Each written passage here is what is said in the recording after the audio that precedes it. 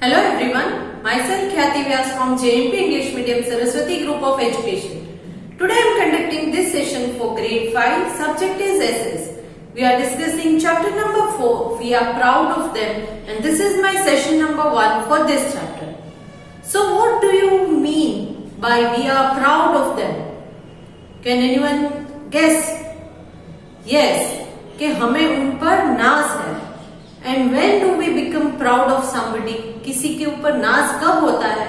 किसी से हम खुश कब होते हैं? जब उन्होंने कुछ बहुत अच्छा काम किया हो जो हमें हर बार याद रहे, हमारी कोई मदद करता है तो हम उसे हर बार याद रखते हैं कि इसने मेरी मदद की थी. तो इसी तरह as we studied in our earlier chapters, India ने एक बहुत बड़ी फ्रीडम के लिए फाइट की थी ब्रिटिशर्स के अगेंस्ट. तब इस फाइट में बहुत से ऐसे लोग थे जिन्होंने टेक पार्ट किया था, करेक्ट. तो इनमें से कुछ लोग ऐसे भी थे जो लीडर्स थे. बाकी के लोग जो है वो स्ट्रगल कर रहे थे, मगर उनको लीड करने के लिए जो लीडर्स थे वो बहुत स्ट्रॉन्ग थे. उनका विल पावर बहुत स्ट्रॉन्ग था. दे वे ब्रेव, करेजियस, एंड उनको आइडियाज भी थे कि किस तरह से प्लानिंग करनी है. तो ऐसे बहुत सारे लोग हैं. So in this session, in this chapter, we are going to learn about few of the freedom fighters whom we are proud about. So let us start the chapter. Several Indian leaders left their mark through the ages and helped us to attain our freedom from the British. बहुत सारे ऐसे Indians हैं जिन्होंने अपनी छाप छोड़ी है हमारे दिमाग में कि ये नाम हम भूल ही नहीं सकते. जैसे हमारे गांधी जी, उनको हम कभी भूल ही नहीं सकते. क्यों? क्योंकि उन्होंने आजादी के लिए ब्रिटिशर्स जो हमने लड़ाई लड़ी थी ब्रिटिशर्स के अगेंस्ट, उसमें हमारी बहुत मदद की थी और हमें बहुत अच्छे से गाइड किया था. We will discuss a few of these great leaders. आज के सेशन में हम इनमें से कुछ और ग्रेट लीडर्स के बारे में पढ़ेंगे. You read about a few of them in the previous chapter. तो इसके पहले के चैप्टर में कुछ लीडर्स के बारे में हमने ऑलरेडी कवर कर लिया है. आज के सेशन में, आज के चैप्टर में हम कुछ और लीडर्स जिनके बारे में आपने सुना तो होगा मगर प्रीवियस चैप्टर में शायद नहीं आया है, तो उनके बारे में हम आज डिस्कस करेंगे. First, Rani Lakshmibai of Jhansi. झांसी की रानी आपने सुना होगा. कुछ लोगों ने मूवी भी देखी होगी, कुछ लोग सीरियल्स भी देखते हैं. झांसी की रानी सीरियल भी आती थी. तो कुछ लोगों को ऑलरेडी इसके बारे में, इस स्टोरी के बारे में पता है, बट अगर नहीं पता है तो let us see what is given in your book. One of our earliest leader was Rani Lakshmibai of Jhansi. एक फ्रीडम स्ट्रगल में एक लीडर की तरह रानी लक्ष्मीबाई जो झांसी की थी वो भी कंसिडर की जाती है. She was an important leader of revolt of 1857.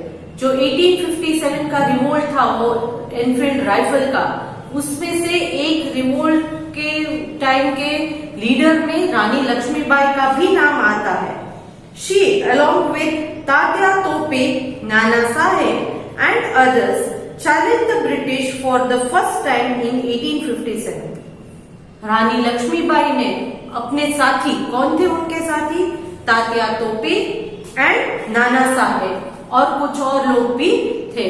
तो मेन थे रानी लक्ष्मीबाई, तात्या तोपे एंड नाना साहेब.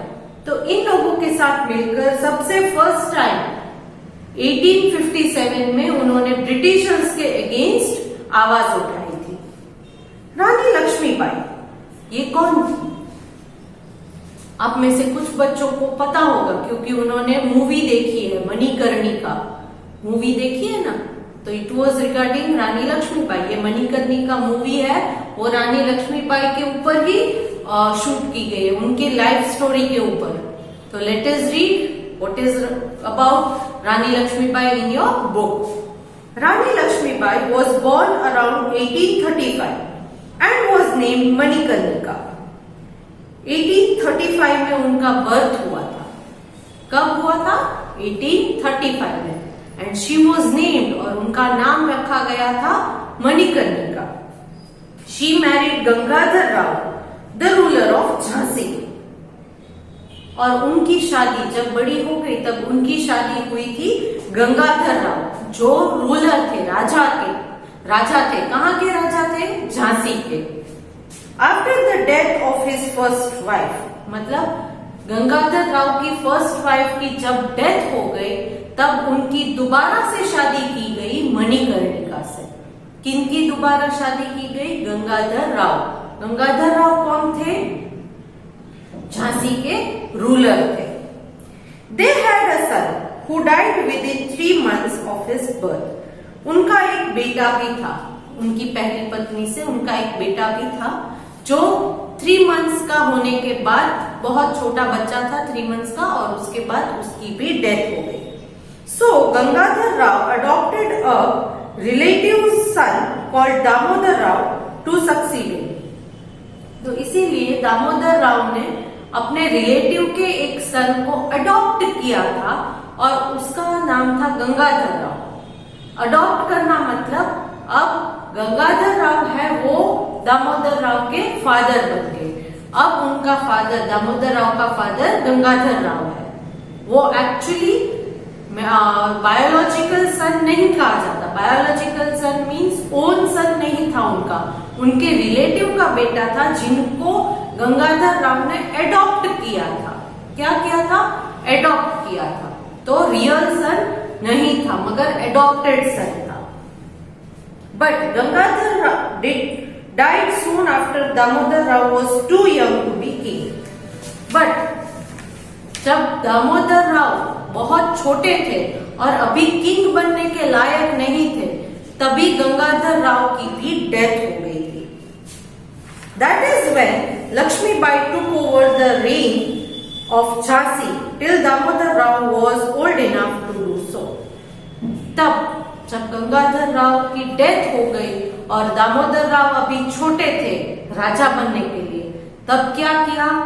लक्ष्मीबाई ने टेक ओवर किया किंग की गद्दी को, कि मैं अब झांसी को रूल करूंगी, मैं यहाँ की रानी बनूंगी और मैं सारे देश की रक्षा करूंगी, झांसी की रक्षा करूंगी। जब तक के दामोदर राव बड़े नहीं बन जाते और राजा नहीं बन जाते, तब यहाँ का सारा एडमिनिस्ट्रेटिव वर्क मैं देखूंगी, क्योंकि उनके पति गंगाधर राव की डेथ हो गई और बेटा जो था दामोदर राव वो बहुत छोटा था। इसीलिए जब तक दामोदर राव बड़े नहीं हो जाते तब तक लक्ष्मीबाई ने सोचा कि मैं यहाँ का एडमिनिस्ट्रेटिव वर्क पूरा देख लूंगी। The British had adopted a policy called Doctrine of Lapse at that time. और तब ब्रिटिशर्स की ये पॉलिसी थी, as we have discussed in earlier chapter. कौन सी पॉलिसी थी? Doctrine of lapse. According to doctrine of lapse क्या होता था कि अगर आपको कुछ हो जाता है, राजा मर जाता है, तो उसका एडॉप्टेड सन अगर है तो उसको किंग नहीं बनाया जा सकता, तो वो पूरा एम्पायर किंगडम जो है वो ब्रिटिशर्स के कंट्रोल में चला जाएगा। तो यहाँ गंगाधर राव का बेटा तो था नहीं, उन्होंने तो दामोदर राव को एडॉप्ट किया हुआ था। तो ब्रिटिशर्स की क्या पॉलिसी थी कि एडॉप्टेड बेटा है तो वो किंग नहीं बन सकता। Under this policy after an Indian ruler died, इस पॉलिसी के मुताबिक एक इंडियन रूलर अगर, ruler means king, Indian ruler अगर मर जाता है and adopted son would not be allowed to inherit the throne, तो एडॉप्टेड सन का ये अधिकार नहीं होगा कि वो इनहेरिट द थ्रोन, मतलब वो उनकी राजगद्दी पर राजा बनकर बैठे। ये पॉसिबल नहीं था according to Britishers.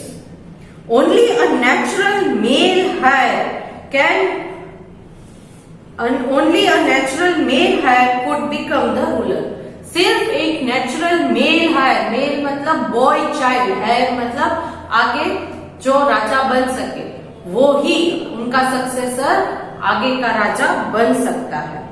In case there was no natural heirs, अगर उनका नेचुरली बायोलॉजिकल सन कोई नहीं है, एडॉप्टेड सन नहीं, उनका खुद का बेटा कोई नहीं है, द स्टेट वुड लैप्स और पास into the hands of the British. तो ये पूरा का पूरा राज्य ब्रिटिशर्स के हाथों चला जाएगा। अब ब्रिटिशर्स वहां कंट्रोल करेंगे। So the British told the Rani that Damodar would not be the king even when he grew up and asked her to leave the fort.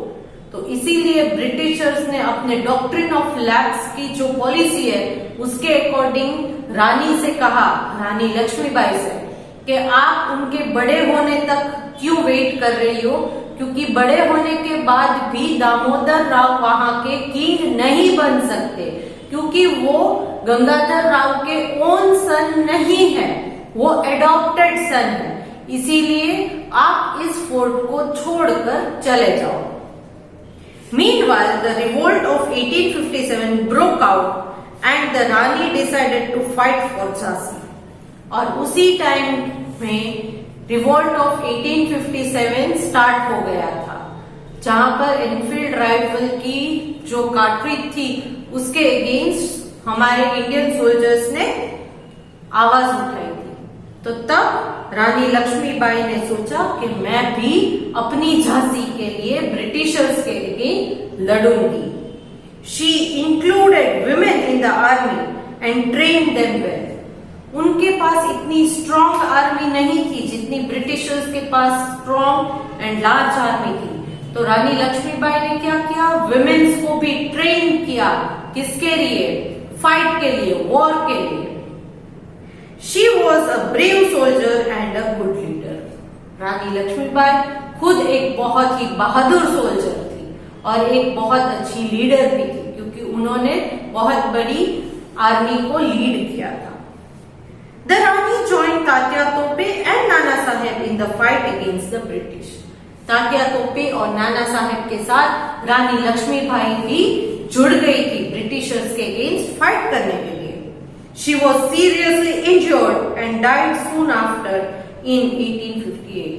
उस लड़ाई में रानी लक्ष्मीबाई को बहुत बुरी तरह से घायल कर दिया गया था और फिर 1858 में वो मर गई। तो ये था रानी लक्ष्मीबाई के रिगार्डिंग। और एक ग्रेट लीडर है, उनका नाम है बाल Gangadhar Tilak. Bal Gangadhar Tilak. Okay, so let us start about that. Rani Lakshmibai के बारे में हमने ऑलरेडी डिस्कस कर लिया है।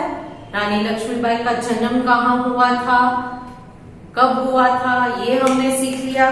रानी लक्ष्मीबाई का बर्थ हुआ था 1835 में और उनका नाम था मणिकर्णिका। फिर उनकी शादी हुई गंगाधर राव जो झांसी के रूलर थे उनसे। झांसी के रूलर के ये सेकेंड वाइफ थी रानी लक्ष्मीबाई। उनकी फर्स्ट वाइफ की डेथ के बाद उन्होंने मणिकर्णिका से या रानी लक्ष्मीबाई से शादी की थी। उनका खुद का बेटा 3 महीने का था तब वो डेथ हो गई उनकी। तो उन्होंने अपने रिलेटिव के बेटे दामोदर राव को एडॉप्ट किया था और फिर जब गंगाधर राव की डेथ हो गई तब दामोदर राव बहुत छोटे थे और इसीलिए रानी लक्ष्मीबाई खुद रूलर बन गई थी।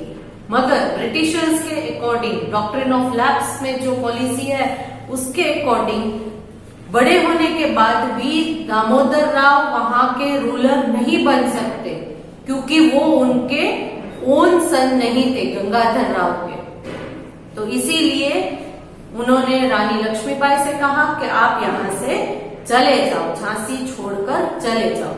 मगर रानी लक्ष्मीबाई ने तात्या तोपे और नाना साहेब से मिलकर 1857 के रिवोल्ट में झांसी के लिए लड़ाई लड़ी थी, जिसमें वो बहुत बुरी तरह से घायल हो गई थी और फिर finally she died in 1858.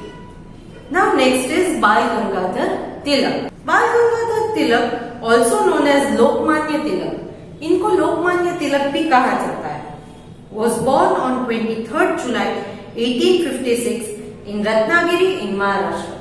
इनका जन्म 23rd जुलाई को 1856 में महाराष्ट्र के एक छोटे से शहर रत्नागिरी में हुआ था। He completed his studies from Deccan College, Pune in 1877. फिर उन्होंने स्टडीज कहां पर की? डेक्कन कॉलेज पुणे में, और उनकी पढ़ाई खत्म हुई 1877 में. He started as a teacher and went on to become a journalist. उन्होंने स्टार्टिंग में अपने करियर में टीचर बनने के लिए टीचर बन गए और फिर धीरे धीरे जर्नलिस्ट बने. जर्नलिस्ट का मतलब क्या है? जो आप टीवी में रिपोर्टर्स देखते हो, जो न्यूज इकट्ठा करते हैं, इंटरव्यूज लेते हैं, इनको कहते हैं जर्नलिस्ट. क्या कहते हैं? Journalist. He criticised the western education system. जो हमारे यहाँ ब्रिटिशर्स चला रहे थे, वेस्टर्न एजुकेशन सिस्टम, पढ़ाई के लिए जो ब्रिटिशर्स की सिस्टम थी, उसका क्रिटिसाइज किया था इन्होंने, लोकमान्य तिलक या बाल गंगाधर तिलक ने. क्रिटिसाइज का मतलब क्या है? ये बोलना कि ये सिस्टम खराब है, ये बुरी सिस्टम है, तो उसे क्रिटिसाइज किया था. बिकॉज, क्यों क्रिटिसाइज किया था? He felt that it disrespected India's heritage. क्योंकि उनको ऐसा लग रहा था कि इस सिस्टम के अकॉर्डिंग अगर हम बच्चों को पढ़ाएंगे तो इसमें इंडियन सिस्टम का, इंडियन हेरिटेज का डिसरिस्पेक्ट हो रहा है, यहाँ उनका अपमान हो रहा है. He took it upon himself to improve the quality of education. और उन्होंने ये सोचा कि अब इस एजुकेशन की क्वालिटी को अगर इम्प्रूव करना है तो मैं खुद करूंगा फॉर इंडियाज यूथ. और क्यों? क्योंकि ताकि आगे की इंडियन जनरेशन को ब्रिटिशर्स की वेस्टर्न एजुकेशन सिस्टम में पढ़ाई ना करनी पड़े और इंडिया की हेरिटेज को कोई नुकसान ना पहुंचे. And started the Deccan education society. और इसीलिए उन्होंने डेक्कन एजुकेशन सोसाइटी का स्टार्ट किया. तिलक along with two other co-founded two newspapers. तिलक और उनके साथ दो और लोग थे जिन्होंने एक न्यूज़पेपर स्टार्ट किया था. एक है केसरी एंड मराठा और एक है Maratha. Kesari became very popular with the people. उसमें से केसरी नाम का जो न्यूज़पेपर है वो लोग बहुत पसंद करते थे, बहुत पॉपुलर हो गया था. तिलक thought the newspaper urged every Indian to fight for his or her right. Tilak through the newspaper, Tilak ने क्या किया था? उस न्यूज़पेपर के थ्रू सारे इंडियन लोगों को जागृत किया था कि आप भी अपने अधिकारों के लिए फाइट करना स्टार्ट करो. आप चुपचाप मत बैठो, आप चुपचाप ना बैठो. आपके साथ अगर कोई अन्याय हो रहा है तो उसके खिलाफ आवाज उठाओ, फाइट करो, fight for your right. He wanted the British to give India its independence back. और उनका ये मानना था कि ब्रिटिशर्स को, इंडियंस को उनकी इंडिपेंडेंस, उनकी आजादी दे देनी चाहिए. He joined the Indian National Congress in the 1890s. 1890s के आजू बाजू में उन्होंने इंडियन नेशनल कांग्रेस को ज्वाइन किया था, but could not agree with the moderate view of some leaders. But उसमें इंडियन नेशनल कांग्रेस में जो लीडर्स थे, कुछ लीडर्स, उनके व्यूज इनसे मैच नहीं कर रहे थे. ये उनके जो व्यूज हैं उसे एग्री नहीं कर पा रहे थे. इनका सोचना कुछ अलग जा रहा था. He did not think that the British would give independence through peaceful means. उनका ये मानना था, इंडियन नेशनल कांग्रेस वाले जो पीसफुल रास्ता अपना रहे थे, तो बाल गंगाधर तिलक का ये मानना था कि ये शांति का रास्ता हम अगर अपनाएंगे तो हमें इंडिपेंडेंस नहीं मिलेगी, and that Indians would have to fight for it. और उनका ये कहना था कि इंडियंस को आजादी चाहिए तो फाइट ही करना पड़ेगा, पीसफुली हमें फ्रीडम नहीं मिलेगी. He was supported by nationalists such as Bipin Chandra Pal and Lala Lajpat Rai in this regard. और उनको इस बात के लिए सपोर्ट मिला था, किससे? बिपिन चंद्र पाल और लाला लजपत राय. किस बात के लिए सपोर्ट मिला था? क्योंकि ये लोग भी, बिपिन चंद्र पाल और लाला लाजपत राय जो है उनका भी ये मानना था कि पीसफुल तरीके से हमें इंडिपेंडेंस नहीं मिलेगी, इंडिपेंडेंस के लिए हमें फाइट ही करना पड़ेगा। These three came to be known as the assertive nationalists, और इन तीनों को assertive nationalist के नाम से जाना गया, who believed in the use of mass protest and get freedom। और उनका ये मानना था मास प्रोटेस्ट कीजिए, मास प्रोटेस्ट मतलब बहुत सारे लोग जुड़िए और इनके अगेंस्ट आवाज उठाइए, एंड गेट फ्रीडम, और इसके थ्रू फ्रीडम पा सकते हैं। In 1908, when two revolutionaries, Prafulla Chaki and Khudiram Bose, tried to kill the British district judge, they were caught। 1908 में दो रेवोल्यूशनरीज जो फ्रीडम फाइटर थे, जो रेवोल्यूशन लाना चाहते थे, उनमें से दो थे, एक थे प्रफुल्ला चाकी और एक थे खुदीराम बोस। इन दोनों ने try to kill British director जज, दे वर कॉट। उन्होंने ब्रिटिश डिस्ट्रिक्ट जज को मारने की कोशिश की और वो पकड़े गए दोनों के दोनों। वाइल चाकी कमिटेड सुसाइड, क्योंकि वो ब्रिटिशर्स के हाथों पकड़े गए थे, वो मार नहीं पाए डिस्ट्रिक्ट जज को, मगर उनको पकड़ लिया गया, अरेस्ट किया गया। तो चाकी ने क्या किया, उन्होंने सुसाइड कर लिया, खुद को ही मार डाला। बोस वॉज हैंग, और खुदीराम बोस को फांसी दी गई। क्यों? क्योंकि उन्होंने गुनाह किया था, उन्होंने ब्रिटिश के डिस्ट्रिक्ट जज को मारने की कोशिश की थी। तो चाकी ने क्या सोचा कि अगर ब्रिटिशर्स मुझे मारे उससे पहले मैं खुद ही मर जाऊं, इसीलिए उन्होंने खुद को ही मार डाला। तो उन्होंने सुसाइड किया था और खुदीराम बोस को हैंग किया गया था, फांसी दी गई थी, ब्रिटिशर्स ने फांसी दी थी। Tilak in his newspaper Kesari defended them and called for self rule और स्वराज। तब तिलक ने अपने न्यूज़पेपर केसरी में इनका डिफेंड किया था, ये बोला था। डिफेंड करना मतलब क्या? डिफेंड करना मतलब ये बोलना कि ये लोग जिनको इन्होंने मार डाला वो लोग गलत नहीं थे, वो सही थे, और हमें सेल्फ रूल या स्वराज चाहिए। हम अपने देश में किसी और जज की बात क्यों माने? हमारा देश है तो जज भी हमारा ही कोई होना चाहिए, ब्रिटिश वाले क्यों हमें जज करें? तो उन्होंने ये खुदीराम बोस और प्रफुल्ला चाकी को डिफेंड किया था अपने न्यूज़पेपर में, उनके फेवर में बहुत कुछ छापा था। He was arrested and went to prison in Mandalia in Burma या म्यांमार। तो उनको भी अरेस्ट किया गया था और उनको बर्मा में भेज दिया। बर्मा एक कंट्री है, यहाँ भेज दिया गया था, अभी म्यांमार बोलते हैं। He was there from 1908 to 1914। 1908 से लेके 1914 तक वो वहां बर्मा में ही थे। After his release, फिर जब उनको छोड़ दिया गया, जेल में से छोड़ दिया गया, रिलीज किया गया, he started the All India Home Rule League। उन्होंने All India Home Rule League इसको स्टार्ट किया in 1916 with Annie Besant and Mohammad Ali Jinnah. Annie Besant और मोहम्मद अली जिन्ना इन दोनों के साथ मिलकर All India Home Rule League को 1916 में स्टार्ट किया था बाल गंगाधर तिलक ने। तिलक डाइड इन 1920 और फिर 1920 में बाल गंगाधर तिलक की डेथ हो गई। सो दिस वाज रिगार्डिंग बाल गंगाधर तिलक। ये थे हमारे एक और नेशनलिस्ट जिसके रिगार्डिंग हमने आज डिटेल में स्टडी की।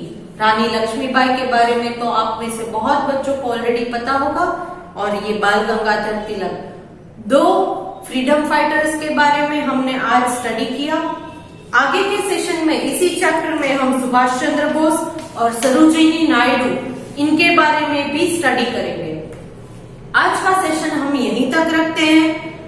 आई होप कि आज के सेशन में मैंने जितना एक्सप्लेन किया है आप उसको रीड करोगे टेक्स्ट बुक के थ्रू। ओके, अगर डिफिकल्ट प्रोनाउंसिएशन है तो वीडियो में देख के करेक्ट प्रोनाउंसिएशन सीखिएगा, स्पेलिंग सीखिएगा। इसमें बहुत सारे नाम भी आते हैं तो वो आपको याद रखने हैं, करेक्ट। तो ये सारी चीजें आप करोगे, प्लस जो पीडीएफ है worksheet fill in the blanks base, उसे सॉल्व करना है। हिंट बॉक्स दिया गया है, उसमें से आंसर्स को सिलेक्ट करके आप ब्लैंक्स में फिल करोगे। ओके, तो चलो, I will see you in the next session. Bye.